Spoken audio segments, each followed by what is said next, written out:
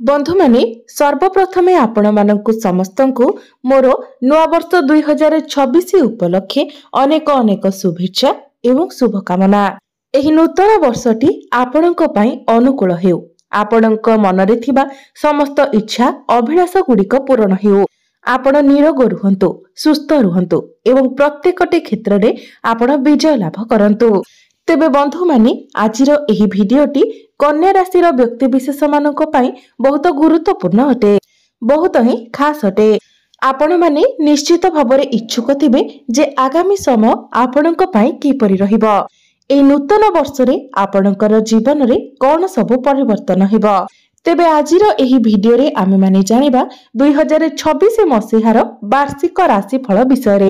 2026 मसीहाटी आपणक पई किपरि रहिबो, आपणकर ग्रह आपणकर साथ देबे ना नाही, आपणकर क्यारियर रे आपण आगको बढ़ी पारिबे ना नाही, आपणकर चाकरी क्षेत्र बा उच्च शिक्षा, कर्म क्षेत्र, व्यवसाय, वैवाहिक जीवन, प्रेम जीवन, पारिवारिक जीवन किपरि रहिबो से विषय रे आजिर एही भिडियो रे आमे माने विस्तार भाबरे जानिबा एवं भिडियो शेष रे किछि विशेष प्रतिकार मध्य जानिबा।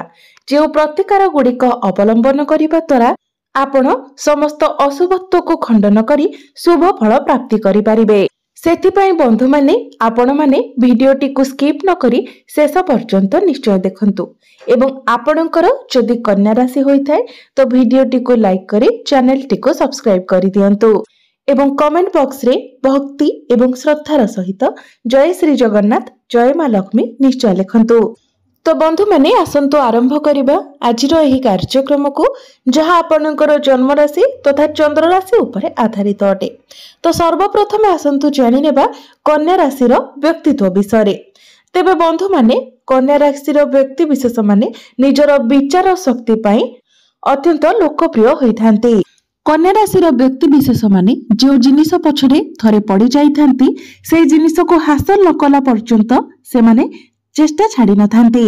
कन्या राशि रो व्यक्ति विशेष माने सर्वदा कोनोसी ना कोनोसी जिनिसर तलाश रे रहिथांती। ताहा सेमानकर चाकरी हेउ, व्यवसाय हेउ, रिलेशनशिप हेउ, तांकर पर्सनल लाइफ रे हेउ, कोनोसी ना कोनोसी जिनिस पछरे से सब बेले पड़ी रहिथांती। तो एबे आसंतु जानिबा 2026 मसीहार वार्षिक राशिफल उपरे। तो आपणक पई 2026 टी अनेक खुशी नै आसीबाको जाउछि। बंधु माने प्रथमे तो 2026 आरंभ हेउ आपणकर शत्रु मानकर नाश हेबो। आपणकर शत्रु माने आपणको ईर्षा करिवे किंतु आपणकर कोनोसी क्षति करि पारिबे नाही। जदि आपणकर कोनोसी कोर्ट कचेरी मामला लागि रहिथिला तो सेथिरे मध्य आपण विजय लाभ करिवे। किंतु एई कथा को भलो भाबरे मन रखंतु जे 2026 मसीहारे आपण जेते पारिबे ऋण करज लोन ठारो दूरे रहंतु। जदि आपण किछि लोन नेउछंती, किछि ऋण करज करूछंती तो ताहा सुझिबाको आपणको बहुत बाधा विघ्नर सामना करिबाको पड़िबो। तेनु जेते पारुछंती ए सब ठारो दूरे रहिबाको चेष्टा करंतु। जदि छोट मोटो किछि लोन नेबा पई चाहुछंती आपण नै पारिबे किंतु बड़ धरणर कोनोसी नेण देण ठारो आपण दूरे रहंतु। आपणकर जीवन साथींकर स्वास्थ्य रे किछिटा समस्या देखा दे पारे। आपणक मध्य रे टिके कଳି झगड़ा मनांतर मतांतर मध्य देखा दे पारे। जो माने विवाह करि नाहंती एवं विवाह करबा को चाहुछंती तो आपणकर विवाह जोग मध्य ए 2026 मसिया रे सेतेटा भलो रहु नाही। आपणकर विवाह रे टिके विलंब देखा देउछि। आपणकर पितांक पई मध्य 2026 मसियाटी एते खास रहु नाही। आपणकर पितांक मध्य रे आपण धार्मिक कार्यकलाप अधिक देखिबाको पाइबे। तांकर मन धार्मिक कार्यकलाप आडको अग्रगति हेबो। आपणकर स्वास्थ्य कथा जदि कहिबा तो ई 2026 मसिया रे आपणकर टिके पिठी बथा, अंटा व्यथा, पेटरे जंत्रणा ए भली समस्या देखा देई पारे। तो आपण जेते पारिबे निजर लाइफस्टाइल को ठीक रखिबा पई चेष्टा करंतु। जोग, व्यायाम, प्राणायाम इत्यादि करंतु। निजर खाद्यपेय प्रति सतर्क रहंतु। जदि निजे आपणकर स्वास्थ्य प्रति निजर शरीर प्रति जत्नशील रुहंती तो एगुड़िक सेतेटा आपणक उपरे प्रभाव पकाई पारिबो नाही। किंतु आपणक पई सबुठारु बड़ खुशीर कथा हेउछि आपणकर क्यारियर, आपणकर बिजनेस, आपणकर जॉब पई 2026 मसियाटी बहुत भलो रहिबाको जाउछि। आपणकर क्यारियर को लेकिन जहाँ भी सबू स्वप्न थिला से सबू ए 2026 मसीह पूरण होगा जाउछि। आपण आपणकर क्यारियर रे बहुत अधिक ग्रोथ करिवे। जदि आपण चाकरी करूछंती तो चाकरी क्षेत्र रे आपणको प्रमोशन मिलिबो। आपणको आपणकर कार्य क्षेत्र रे मान सम्मान प्राप्ति हेबो।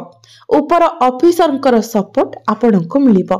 एवं जदि आपणक पाखरे चाकरी नाही आपण चाकरी पय प्रिपेयर होउछंती तो आपणको चाकरी मिलिबार बहुत अधिक संभावना रहुछि। केवल आपण आपणक तरफरु चेष्टा जारी रखंतु। एवं जो माने बिजनेस करूछंती तो बिजनेस रे मध्य आपण प्रॉफिट देखिबा को पाइबे। आपणकर ग्राहक बढ़िबे। बिजनेस रे आपणकर फाइनेंशियल ग्रोथ हेबो। आपण आपणकर बिजनेस को मध्य आग को बढ़ाइबे। किंतु मने रखंतु आपण निजर भविष्यत पई जहाँ भी किछि प्लानिंग करूछंती आपणकर कैरियर पई हेउ आपणकर जॉब को नेकी हेउ किबा आपणकर बिजनेस को नेकी हेउ जहाँ सब प्लानिंग आपणकर मन रे अछि आपण अन्य काहा को से विषय रे किछि जणंतु नाही। नचित आपणको तळको टाणिबा पई लोक बहुत चेष्टा करि पारंती। तेणु आपण जहाँ करबा को चाहुचंती ताहाको आपण केवल कार्य रे परिणत करंतु। बंधु माने मने रखंतु जदि आपण आपणकर भाई भौणी मानक सहित भल संपर्क रखिछंती आपणक मध्यरे संपर्क ठीक ठाक अछि तो 2026 मसिया रे आपणको आपणकर भाई भौणी ठारू कोनोसी बड़ सहयोग प्राप्ति होई पारे। किंतु जदि आपणक मध्यरे संपर्क भल नाही तो ई 2026 मसिया रे मध्य आपणक मध्यरे किछि डिस्टर्बेंस होई पारे। तो आपण चेष्टा करंतु निजर भाई भौणी मानक सहित संपर्क को भल रखिबा पाई। बंधु माने 2026 मसियार जो प्रथम 6 मास रहुछि सेई 6 मास रे आपण अन्य मानको अधिक सहाय्य करिबारे समय देबे। आपण अन्य मानकर लड़ाई झगड़ा तुटाइबारे अन्य मानको हेल्प करिबारे अन्य मानकर प्रॉब्लम सॉल्व करिबारे अधिक समय देबे। किंतु परे आपण अनुभव करिवे जे आपण जहा पई जहा करिसंती ताहा जेमिति वृथा गला। आपणको कोनोसी भी प्रशंसा मिलिला नाही किंतु बदल रे आपणको निंदा मिलिला। तो आपण जहा पई जेतिकी करिबा कथा बस सेतिकी ही करंतु। बाकी समय आपण निज पई दियंतु। आपण दरकार ठारू जदि अधिक कहा पई किछि करूचंती तो ता पई आपणको पश्चाताप करिबाको पड़ी पारे। बंधु माने ए 2026 मसियाटी आपणकर आर्थिक स्थिति पई बहुत भलो रहिबो। ए 2026 मसिया रे आपण आपणकर फाइनेंशियल ग्रोथ देखिबा को पाइबे। पूर्वरु आपणकर जहाँ भी किछि आर्थिक समस्या लागि रहितिला से सब धीरे धीरे दूर होई जिवो एवं आपणकर बैंक बैलेंस मध्य बढ़िबो। 2026 मसिहा र शेष आडको आपणक मध्यरे आध्यात्मिकता बढ़िबो। आपण धार्मिक स्थान को यात्रा करिवे धार्मिक कार्यकलाप रे जोग देबे। आपणकर मन धर्म आडको अग्रसर हेबो। तेबे बंधु माने 2026 मसिहाटी आपणकर विवाह जोग किंबा वैवाहिक जीवन पई सेतेरा भलो रहु नाही। किंतु ता परे भी आपण निजर जन्म कुंडली कोनोसी भलो ज्योतिषक निकट रे देखाई पारिबे। कारण जदि आपणकर जन्म कुंडली रे ग्रह मानकर स्थिति मजबूत थाए तो से क्षेत्र रे आपणकर विवाह जोग थाई पारे किंबा वैवाहिक जीवन भलो थाई पारे। किंतु ग्रह मानकर गोचर अनुसार 2026 मसिहाटी आपणकर वैवाहिक जीवन पई सेतेटा भलो रहु नाही।